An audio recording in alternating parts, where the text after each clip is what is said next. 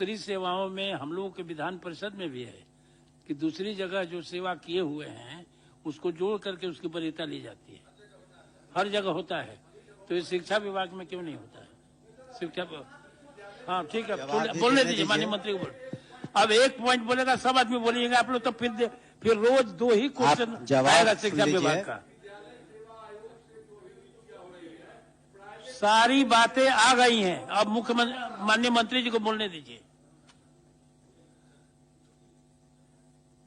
माननीय सभापति महोदय, तो भेग आता है। जो बातें माननीय सदस्यों ने उठाई हैं, तो ठीक है, उसको हम रिविजिट करेंगे, पुनः इसकी समीक्षा करवा कर हम एक कमेटी बनवा देंगे, और जो इसमें सही बातें हैं जो लागू होने लायक होंगी वो लोग हम लोग करेंगे। एक कमेटी वरीय पदाधिकारी के सेक्रेटरी के जो अभी ज्वाइन किए हैं उनके अंतर्गत बनवा देंगे, और जो और उसको 1 महीने का समय बजट के बाद। मंत्री जी आपसे विशेष आग्रह है, समिति नहीं नीति बनवा दीजिए। नहीं तो समिति को जल्दी से हो जाए करके उसके बाद हम लोग जरूरी है निर्णय ले लेंगे। अभी हम तो समझ में नहीं आता कि इस तरह से क्यों ऐसे शिक्षा विभाग में लागू हो गया कि वरीयता नहीं लागू होगा।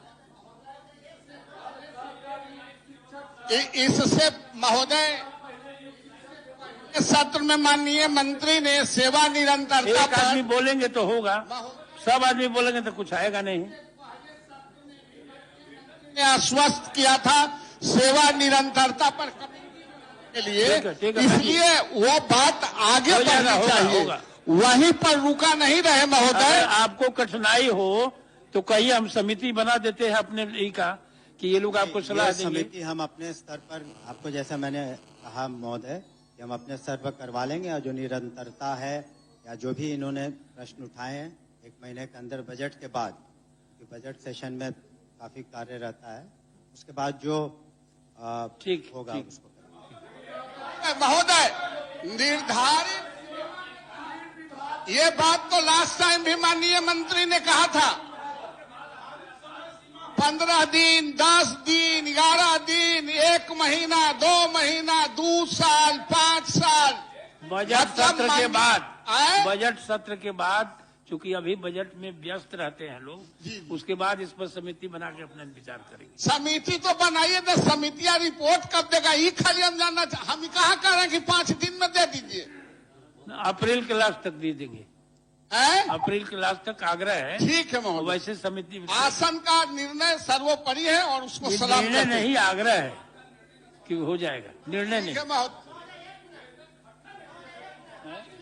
की जरूरत ही नहीं। चलिए, अब 10वां प्रोफेसर संजय कुमार से हो गया। श्री तरुण कुमार, और वित्त विभाग ने सर्कुलर दिया, उसमें लिखा है कि सीमित प्रतियोगिता परीक्षा द्वारा एक सेवा से दूसरी। माननीय सभापति महोदय, आप दूसरे का बैठा जाए। माननीय सभापति महोदय,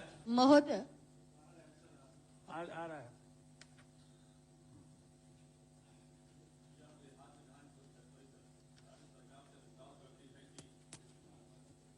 वह सक्षमता परीक्षा उत्तीर्ण स्थानीय निकाय शिक्षकों, पुस्तकालयाध्यक्षों को विशिष्ट शिक्षक बनने के उपरांत सेवा निरंतरता सहित प्रोन्नति एवं अन्य वित्तीय लाभ प्रदान करे। महोदय, मेरा कहना है कि जो भी हमारे स्थानीय निकाय शिक्षक बहाल हुए हैं या पुस्तकालयाध्यक्ष जो बहाल हुए हैं, पुस्तकालयाध्यक्ष जो भी बहाल हुए हैं वो तो बहुत कम संख्या में है पूरे बिहार में, लेकिन जो अन्य शिक्षक हैं उनको जो है उनका विशिष्ट जो नियोजित हमारे बीच में थे उनको विशिष्ट शिक्षक सरकार ने दिया है सक्षमता परीक्षा लेकर, लेकिन कई जगह ऐसा है कि उनको लाभ, एमएससीपी का लाभ जो उनको नियोजन के क्रम में मिलना था वो लाभ नहीं मिला, और कई लाभ से उनको अभी विशिष्ट शिक्षक नियमावली में जो है उनको वंचित कर दिया गया। मेरा कहना है कि सैलरी लगातार किसी का बढ़ता है घटता तो नहीं है, लेकिन जब उनको निरंतरता नहीं देना है तो कोई न कोई तो उसका रास्ता निकालना पड़ेगा, और निरंतरता एक अहम प्रश्न है। पूरे बिहार में हम लोग कहीं भी जाते हैं तो सेवा निरंतरता की बात होती है, इसलिए इस पर सरकार को गंभीर होना पड़ेगा, और माननीय मंत्री से हम इसमें स्पष्ट वक्तव्य चाहते हैं कि इसमें क्या सरकार का रुचि है, क्या सरकार चाहती है। ठीक है माननीय मंत्री।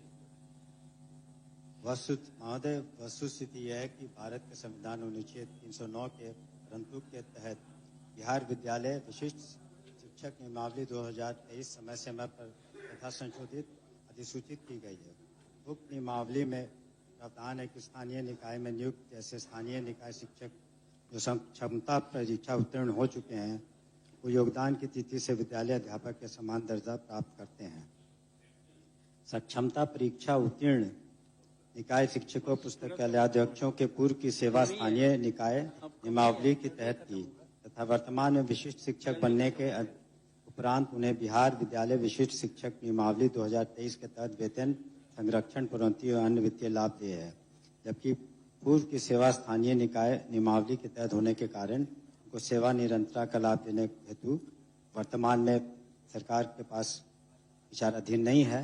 लेकिन जैसा कि इस क्वेश्चन आवर के दौरान ये बात उठी थी, उस पर पुनः हम लोग विजिट करेंगे, अतः इसे वापस लेने की कृपा कीजिए।